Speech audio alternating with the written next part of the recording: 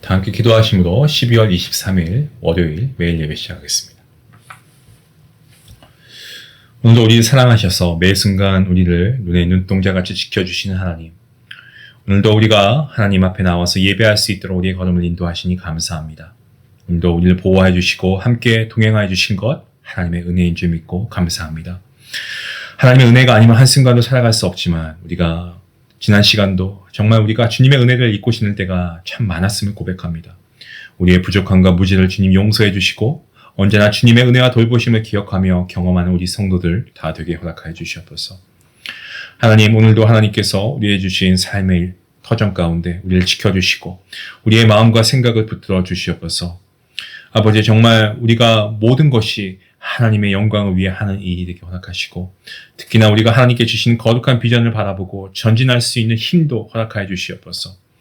아버지, 정말 우리가 하나님의 말씀 앞에 더욱더 온전히 설 수 있도록 도와주시고 이 말씀을 더욱더 사모할 수 있는 믿음도 허락하여 주시옵소서.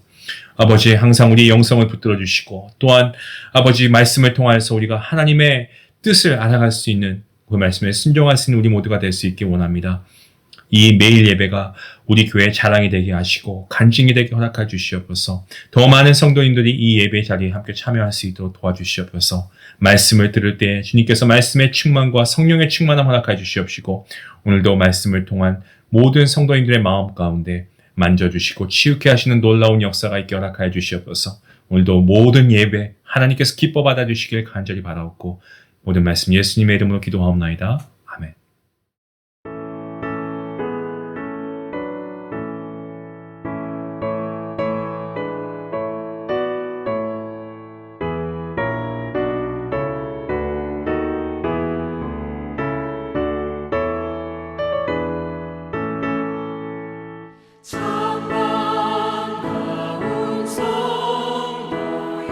나 이리 와서 내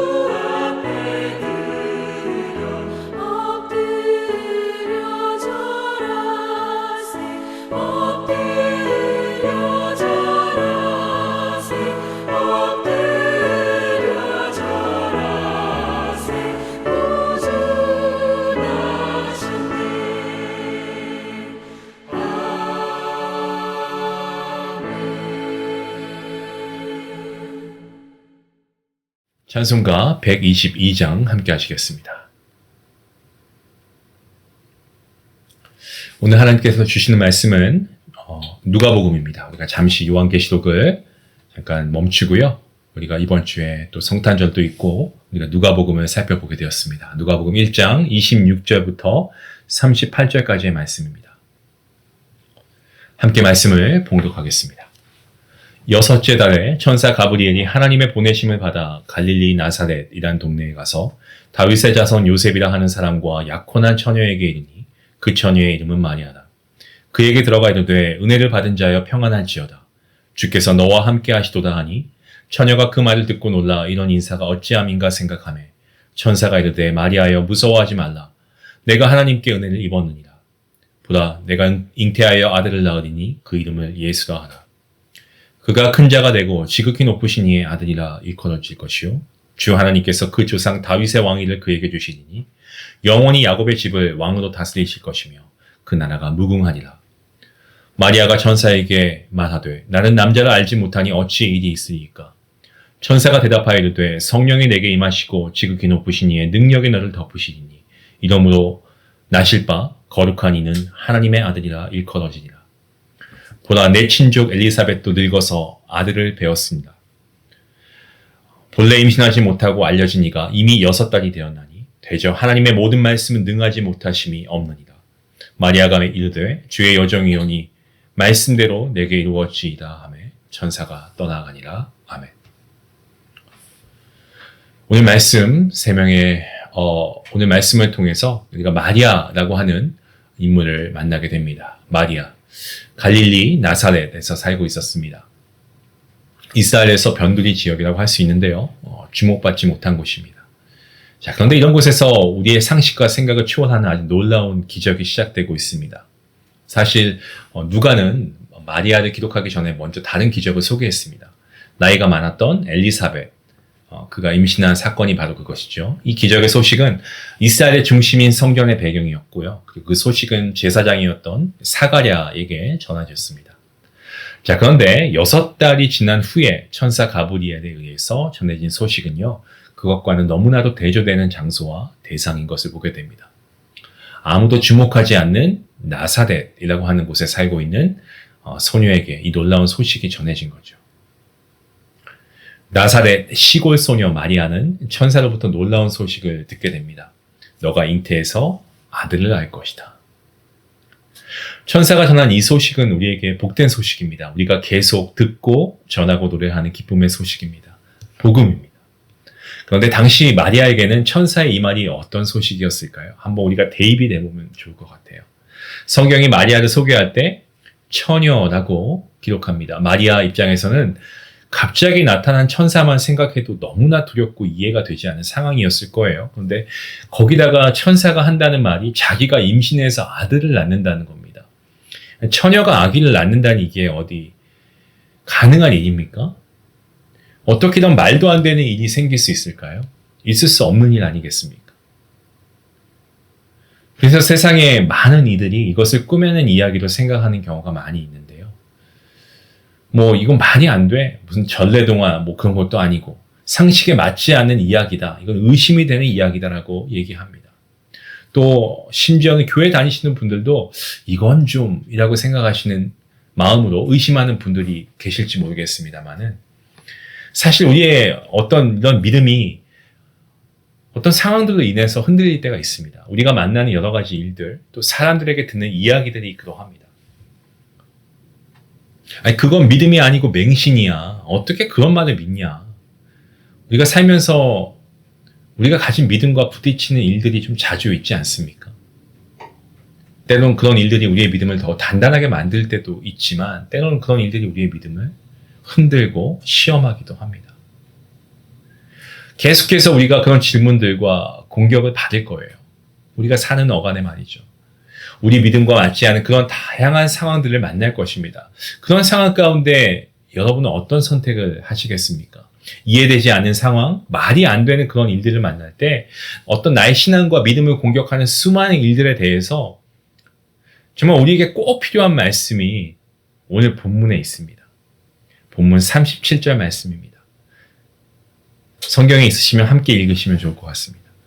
대저 하나님의 모든 말씀은 능하지 못하심이 없느니라. 아멘입니다. 하나님께는 불가능이 없습니다. 하나님은 전능하십니다. 말씀에 능력이 있고요. 말씀만으로 모든 만물을 창조하신 분 우리 하나님 아니십니까? 하나님이 말씀하시면 모든 것이 그대로 됩니다. 처녀가 임신하는 것? 네, 이상합니다. 아니요, 불가능하다고 생각됩니다. 하지만 하나님 말씀하시면 전혀 이상하지 않습니다. 가능합니다.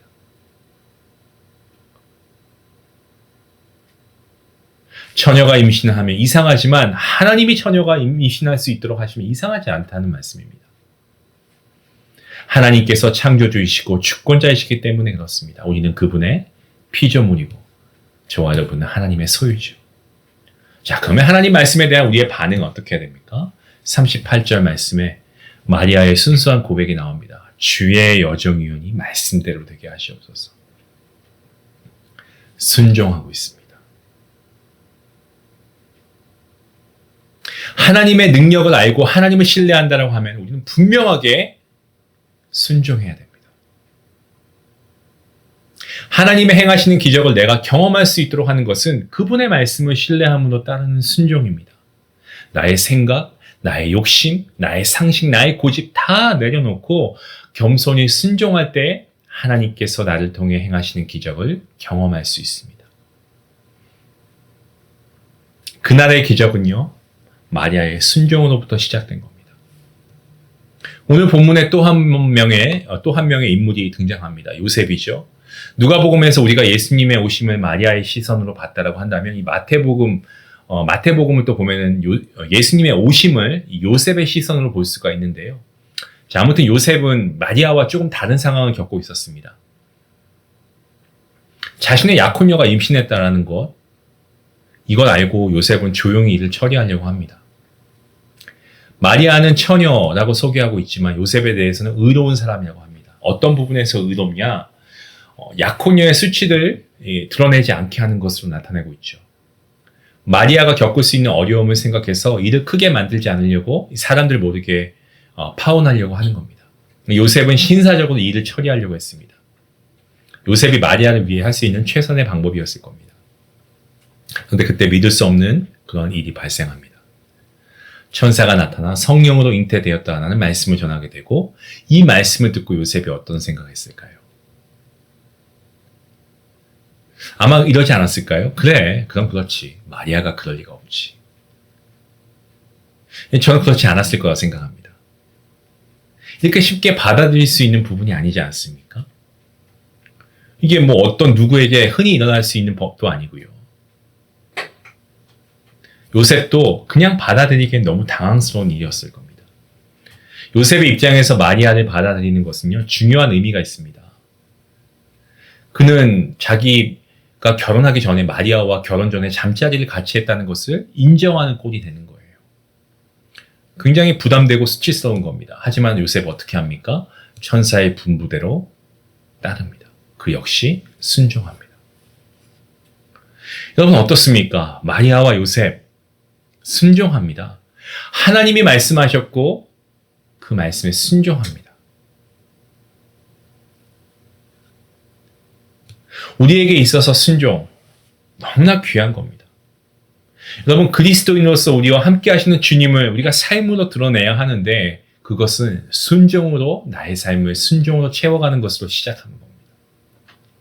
예수님이 이 땅에 오셨기에 예수님이 먼저 순종하셨기에 우리가 순종할 수 있는 자가 되었습니다. 예수님도 하나님 아버지의 뜻을 순종해서 십자가를 지시고 우리의 죄를 대속해서 화목제물 되신 거 아니겠습니까? 주님도 그리하셨죠. 때문에 우리는 우리의 삶에서 이 순종의 기적을 우리가 만들어가야 합니다. 하나님의 말씀을 신뢰하심으로 순종하는 거죠. 우리가 할 일은 삶에서 순종으로 내 삶에 함께 하시는 주님을 드러내는 것인 줄로 믿으시길 바랍니다. 사랑하는 성도 여러분, 우리가 언제까지 뭐가 안 되면 환경 탓하고 이 사람 탓하고 저 사람 탓하고 세상을 탓하고 부모 탓을 하며 살겠습니까? 환경이 좋아진다고 다 되는 것이 아닌데 왜 환경에 매달리십니까? 하나님의 은혜가 임하고 하나님의 말씀을 붙들기만 하면 어떠한 환경도 조건도 문제가 될 수 없습니다. 하나님께서 원하시기만 하면 무엇이든 당장에 이루어질 수가 있습니다. 여러분, 오늘 이 말씀에 나온 고백처럼 대저 하나님의 모든 말씀은 능하지 못하심이 없느니라. 이 말씀의 고백이, 이 믿음의 고백이 저와 여러분의 고백이 되어서 하나님께서 놀라운 일을 행하시는 역사가 우리 삶 가운데 있기를 간절히 원합니다. 기도하시겠습니다. 하나님 감사합니다. 오늘 말씀을 통해서 우리가 그동안 상황이나 환경에 의존해 왔던 것을 다시 한번 고백합니다. 하나님 용서하여 주시고 이 시간 모든 것을 가능케 하시는 말씀으로 천지를 만드신 하나님, 전능하신 하나님을 의지하며 나아가오니 주여, 주님이 말씀하시면 능히 될 줄로 믿습니다. 그 말씀을 신뢰하며 나아가오니 주여, 우리 안에 이러한 믿음을 허락하여 주시고 그 전능하신 하나님의 말씀을 붙잡고 나아가는 우리 모두가 되게 허락하여 주시옵소서. 그 믿음을 가지고 나아갈 때에 주님께서 일하심을 경험하고 주님께서 이적을 베푸시는 놀라운 그 역사하심을 맛볼 수 있는 우리의 삶이 되게 허락하여 주시옵소서. 감사하며 예수님의 이름으로 기도합니다. 아멘. 우리 함께 마리아의 고백처럼 하나님, 저는 하나님의 종입니다. 말씀대로 내게 이루어지길 원합니다. 이 믿음의 고백을 가지고 주님 말씀에 순종하는 여러분 삶이 될 수 있길 원합니다. 우리 같이 함께 기도하시겠습니다.